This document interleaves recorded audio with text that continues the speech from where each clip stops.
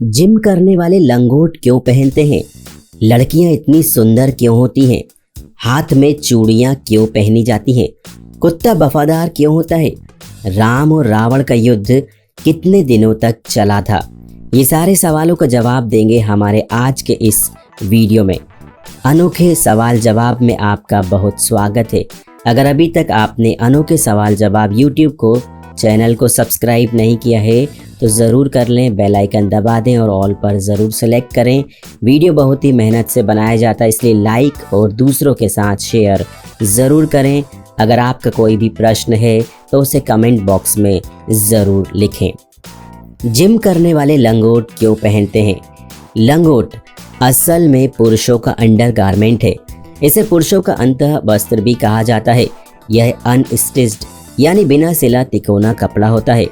वैदिक काल से पुरुष इन्हें अंतः वस्त्र के तौर पर पहना करते थे। यह विशेष तौर पर पुरुष जननांग यानी टेस्टिकल्स और पेनिस एरिया को ढकने के लिए बनाया जाता है, पर इसे बांधने का एक खास तरीका होता है जिसके कारण यह पुरुषों के स्वास्थ्य के लिए लाभकारी माना जाता है। जब भी आप कोई हैवी एक्सरसाइज या वर्कआउट करते हैं तो लंगोट पहनना एक तरह से मदद करता है। इसे पहनने से एक्सरसाइज के दौरान पुरुषों के प्राइवेट पार्ट पर ज़्यादा दबाव नहीं बनता है और पुरुष इसमें ज़्यादा आराम महसूस करते हैं।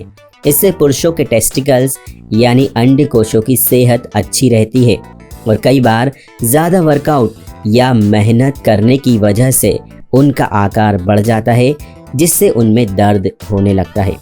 वैज्ञानिक मानते हैं कि प्रजनन क्षमता बनाए रखने के लिए टेस्टिकल्स की सेहत का ध्यान रखना सबसे ज़रूरी है। कई बार इनमें पानी भर जाने की समस्या भी हो जाती है जो सेक्स लाइफ पर बुरा असर डालती है। इन सब समस्याओं से बचाने में लंगोट काफ़ी मददगार है।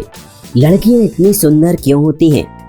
मादा को सुंदर बनाने का एक कारण यह भी रहा होगा कि मादा अपनी सुंदरता से नर को रिझा सकती है। यदि वह सुंदर नहीं होगी तो नर उसकी ओर आकर्षित नहीं होंगे और विकास की प्रक्रिया रुक जाएगी।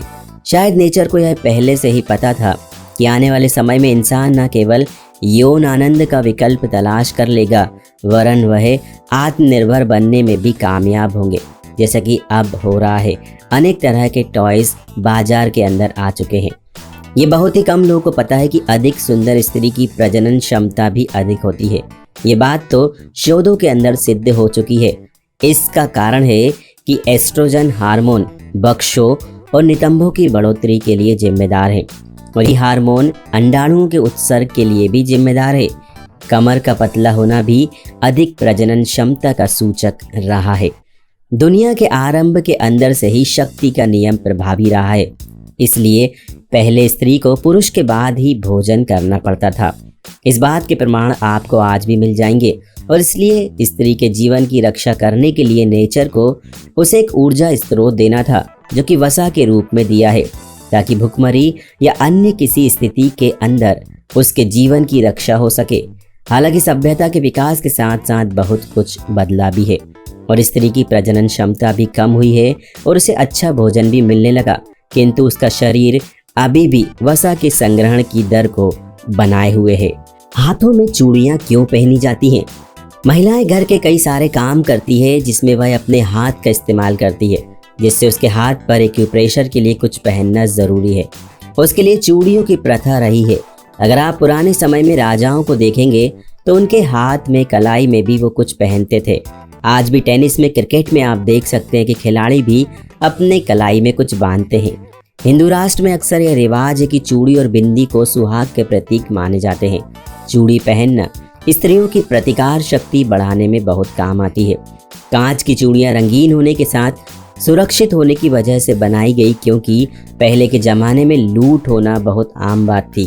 कांच की चूड़ी को कोई लूटेगा नहीं, इसलिए जब बहुमूल्य धातु की चूड़ी पहनना जोखिम भरा था तब कांच की चूड़ियाँ पहनी जाती थी, क्योंकि जब हाथ में कंगन और पैरों में पायल हो तो ये शरीर के मोड़ वाले हिस्सों के छोर पर पहनी जाती हैं, जो दिन भर वहाँ की रक्त वाहिनियों को टकराती रहती है और रक्ताभिसरण में रुकावट डालने वाले क्रिस्टल जो आम से बनते हैं वो नसों की अंत में ना रुके और घर की औरतों की सेहत बनी रहे।